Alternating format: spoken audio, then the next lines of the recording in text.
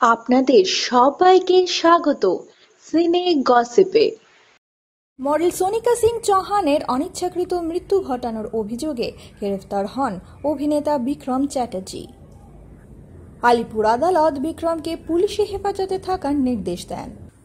টালিগঞ্জ থানার লকআপে রয়েছেন অভিনেতা বিক্রম চট্টোপাধ্যায়। শুক্রবার অভিনেতাকে 3 দিন পুলিশ হেফাজতে রাখার নির্দেশ দেয় আলিপুর আদালত।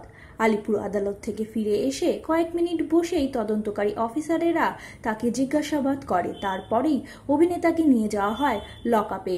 সেদিন রাতে তারকা বলে মেনুতে কোনো বিশেষ ব্যবস্থা ছিল না। গ্রেফতারের পর পুলিশি হেফাজতে বিক্রম রাত্রিবেলা খেয়েছিলেন হালকা খাবার। অন্য কয়েদিদের মতনই ভাত, ডাল আর সবজি দেওয়া হয় অভিনেতাকে। বিক্রম খেয়েছিলেন, তবে পরিমাণে অল্প। আর পরের দিন সকালে খেয়েছিলেন ডিম পাউরুটি, চা বিস্কুট খেয়ে লকআপে কিছুক্ষণ সময় কাটিয়ে ঘুমিয়ে পড়েন বিক্রম।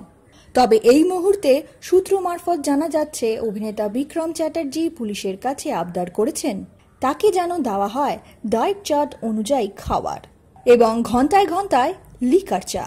পুলিশ কি রাখবে বিক্রম চ্যাটার্জির আবদার মতো ডায়েট খাবার আর ঘন্টায় ঘন্টায় চা, নাকি বিক্রম চ্যাটার্জিকে দেওয়া হবে অন্য কয়েদির মতনই নিয়ম মাফিক খাওয়ার? আগামী 10ই জুলাই আবার পুলিশ আলিপুর আদালতে পেশ করবে বিক্রম চ্যাটার্জিকে। এই সংক্রান্ত আরো খবর খুব শীঘ্রই আমরা নিয়ে আসবো আপনাদের জন্য। তার জন্য কিন্তু বন্ধুরা আপনাদের জুড়ে থাকতেই হবে আমাদের সঙ্গে। আমরা হলাম সিনে গসিপ, জুড়ে থাকুন আমাদের সঙ্গে। সাবস্ক্রাইব করুন আমাদের এই ইউটিউব চ্যানেলটি।